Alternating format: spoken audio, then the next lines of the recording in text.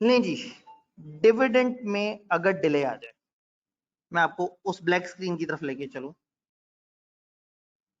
आपने घबराना नहीं है, अंधेरा।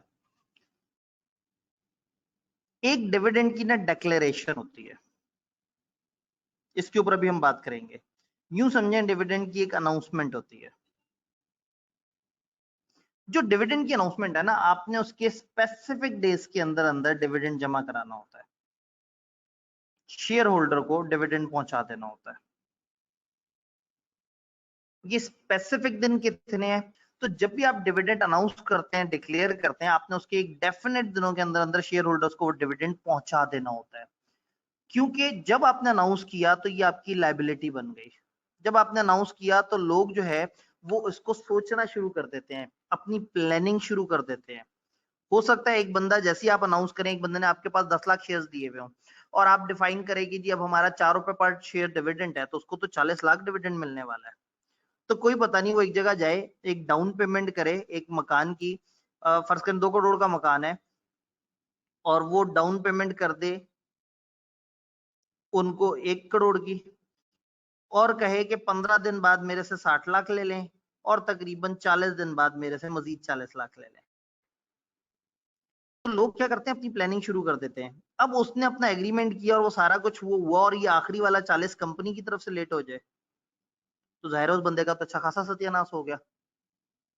या फर्ज करें एक बंदे को कंपनी से डिविडेंड आना 2 लाख, और वो शख्स पता नहीं किस किस बंदे से कितना कितना उधार लेके बैठा हुआ है। तो एक दिन जाए वो अपने क्रेडिटर्स के मोहल्ले में, कौन से मोहल्ले में? क्रेडिटर्स के मोहल्ले में, और क्रेडिटर्स के मोहल्ले में जाके कहे कि निकल के आओ तुम सब के सब लोग और लाइन से हाजिर हो यहाँ पे, मैं बार बार, मेरे पास टाइम नहीं है, बताओ तुम लोग अपने अपने नाम और अपनी पेबल अमाउंट बताओ। हाँ भाई मिस्टर है, तुम्हारे कितने देने हैं? 30,000। यार तुम भी छोटी सी अमाउंट के लिए तंग करते रहते हो। भी तुम्हारे कितने? 10,000। यार अजीब गरीब लोग हो तुम भी। उन सबकी लिस्ट बनाए और पता लगे कि वो लिस्ट हो तकरीबन 1,90,000 की, और उन सबसे कहे भाई तुम्हारा भाई अब अमीर होने वाला है चंद दिनों में। यही वाले चौक में ठीक इतने दिन बाद मैं भी यहीं, तुम भी यहीं, यहीं खड़े होके तुम लोगों को दोबारा आवाज लगाऊंगा और हर बंदे के पैसे उसके मुंह पे देके मारूंगा। अभी इतने सारे डायलॉग मार के चला जाए और पता लगे कि कंपनी उसको डिविडेंड ही ना पहुंचाए टाइम से, तो फिर उस दिन ठीक उसी मोहल्ले में वही सारे लोग पकड़ के उसको छित्र मार रहे होंगे। तो रूल ये है कि व्हेन यू डिक्लेयर और अनाउंस द डिविडेंड, आपने फिर विथहोल्ड नहीं करना, आपने स्पेसिफिक दिनों के अंदर अंदर शेयर होल्डर को जमा करा देना। और अगर नहीं जमा कराएंगे तो लॉ को बड़ा गुस्सा आता है इस वाली बात पे। हम ये कहते हैं कि कंपनी का चीफ एग्जेक्टिव उसको सजा मिलेगी। चीफ एग्जेक्टिव, अगर कंपनी ने डिविडेंड टाइम पे नहीं दिया, जो दिन स्पेसिफाई किए हुए ना एससीसीपी ने, तो चीफ एग्जेक्टिव को इस हरकत पे कि डिविडेंड अनाउंस होने के बाद लोगों तक नहीं पहुंचा, 50 लाख तक का, 5 मिलियन तक का फाइन हो सकता है, और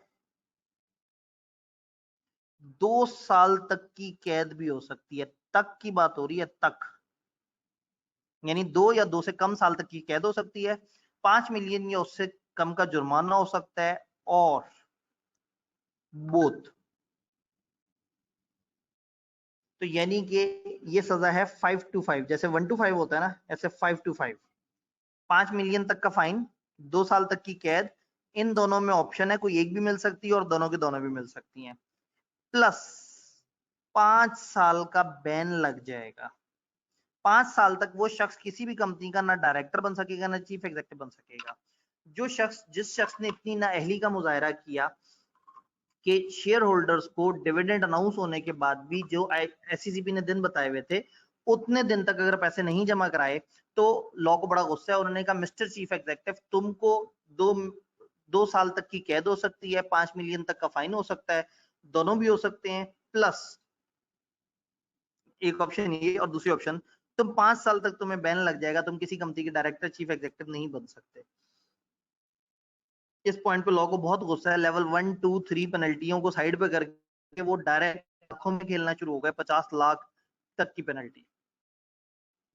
अगर विदहोल्ड करने की जेन्युइन रीजन हो तो बचत हो सकती है। यहाँ पे लॉ ने हमें थोड़ी सी रिलैक्सेशन दी है। circumstances in which delay in payment shall not be an offense. Chief executive भाई अगर जो डिक्लेरेशन का दिन था, वो जो अनाउंसमेंट का दिन था, अगर उसके 45 डेज के अंदर अंदर 45 डेज के अंदर अंदर डिक्लेरेशन के अगर कोई जेन्युइन रीजन लेके एससीसीपी के पास चला जाए तो एससीसीपी उसको इजाजत दे सकती है, फिर उसको जुर्माना नहीं होगा, यानी ये ऑफेंस कंसीडर नहीं होगा। यानी अगर चीफ एग्जेक्टिव की तरफ से डिले पेमेंट्स गई हैं लोगों को तो चीफ एग्जेक्टिव को जुर्माना नहीं होगा अगर इन 5 में से कोई एक रीजन साबित हो जाए। ये 5 रीजन क्या है? Reason 1, operation of any law, कोई कानून लागू था, लागू कैसे लिखेंगे? लागू, कोई कानून लागू था। फॉर एग्जाम्पल डिविडेंड देने पहुंचे और पता लगा कि जी गवर्नमेंट ने फलाना कानून के तहत इस इलाके को सील किया कि इस इलाके में किसी को जाने नहीं दिया जा रहा और बाहर से कोई खत अंदर नहीं आता और अंदर से कोई खत बाहर नहीं जाता। कोई भी कानूनी रीजन हो सकती है, गवर्नमेंट का स्टे ऑर्डर हो सकता है, अदालत का मुकदमा हो सकता है।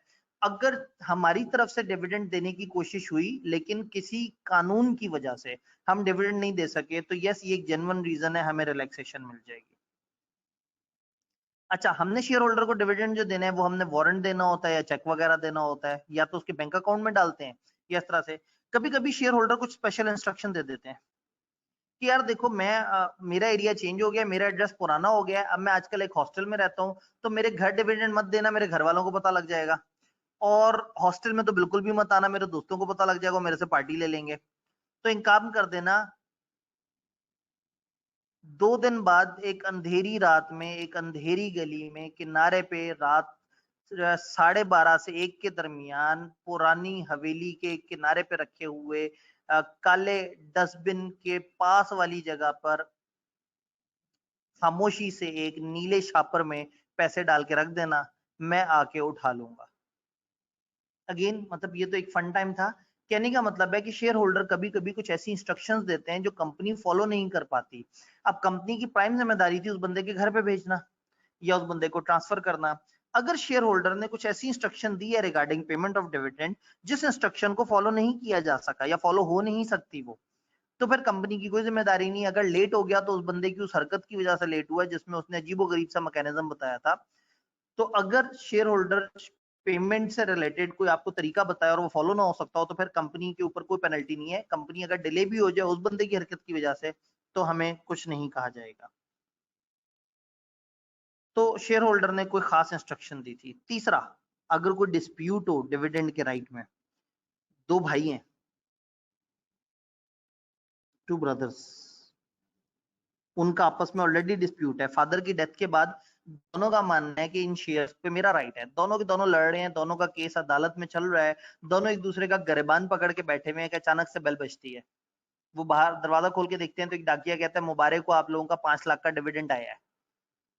तो पहले ही वो शेयर्स पे लड़ रहे थे, अब डिविडेंड पे एक दूसरे का कत्ल कर देंगे।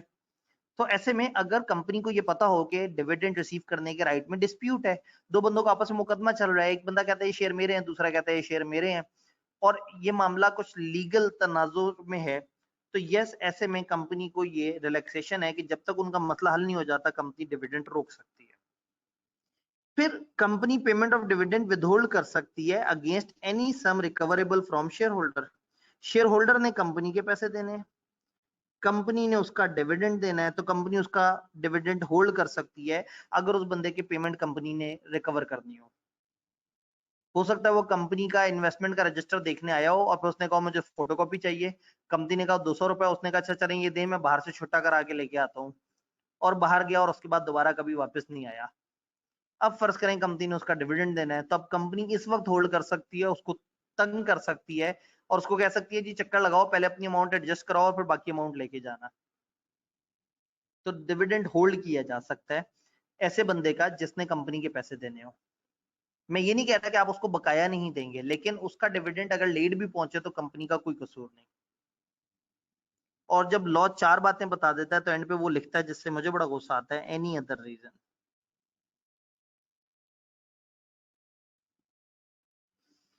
अगर डिविडेंड की नॉन पेमेंट या non posting of warrant was not due to any default on part of company, उन्होंने कहा ऊपर की 4 के अलावा भी अगर कोई ऐसा मामला हो जिसमें कंपनी का कसूर नहीं था, फॉर एग्जाम्पल एक चीफ एग्जीक्यूटिव जो है वो पहुंचे एससीसीपी के पास, उनसे कहा कि बोला गजब हो गया, मैं डिविडेंड टाइम से नहीं दे सका, हुन की होना है। उन्होंने कहा भाई हुन ते जुर्माना पाऊ, हुन ते जेल जाना हऊ तो जुर्माना पाऊ। उसने कहा सर किबला है, क्या बात करते हैं आप, तो जो है ना मतलब आप को कर्म करें, कोई नवाजिश करें। एससीसीपी कहेगा अच्छा कोई रीजन दो, क्या उन 4 में से कोई रीजन है? उसने कहा सर उन 4 का तो मुझे नहीं पता, लेकिन मेरे पास कुछ भारी रीजन है आपके लिए। तो हो सकता है चीफ एग्जीक्यूटिव एक भारी सी रीजन दे, समझते हैं ना भारी सी रीजन। तो अगर कोई भी भारी सी रीजन उन 4 के अलावा भी दे दी जाए और एससीसीपी अगर मान जाए बादल ना ख्वास्ता, तो भी चीफ एग्जीक्यूटिव को आजादी मिल जाएगी, मुक्ति मिल जाएगी, इसको जुर्माना नहीं होगा। यानी लॉ ने थोड़ा सा मार्जिन रखा हुआ है बीच में कि देखो कुछ ना समझ आए तो हमारे पास आ जाना, हम बता देंगे कि क्या होता है। यानी कि अगर ये एनी अदर रीजन ना कहते तो मैं शक ना करता इनके ऊपर, लेकिन इन्होंने जो बात कर दी है उसके बाद जो है ना मुझे शक जरूर होता है। इवन लॉ ये भी कहता है कि एससीसीपी ना कुछ डॉक्यूमेंट्स भी स्पेसिफाई कर सकता है कि अगर शेयर होल्डर ये डॉक्यूमेंट ना जमा कराए आप डिविडेंड विथहोल्ड कर लें। भाई डिविडेंड अगर कैश में दिया जा रहा हो तो हो सकता है एससीसीपी कह दे कि लोगों का एनआईसी अगर आपके पास कॉपी ना हो तो आप डिविडेंड नहीं देंगे। तो इन 5 के अलावा कोई रीजन एससीसीपी भी बता सकता है जिसकी वजह से डिविडेंड टाइम पे ना हो। तो ये 5 रीजंस ऐसी हैं जिसमें आपको एग्जेम्पशन मिल जाती है, डिविडेंड का लेट मिलना या ना मिलना चीफ एग्जीक्यूटिव को जुर्माना नहीं करता। बाकी केसेस में चीफ एग्जीक्यूटिव फंस जाता है। और ये आपने डिक्लेरेशन के 45 दिन में बताना होता है। डिक्लेरेशन यानी अनाउंसमेंट, ये क्या होती है अभी मैंने इसके ऊपर बात करनी है डिटेल से इंशाल्लाह।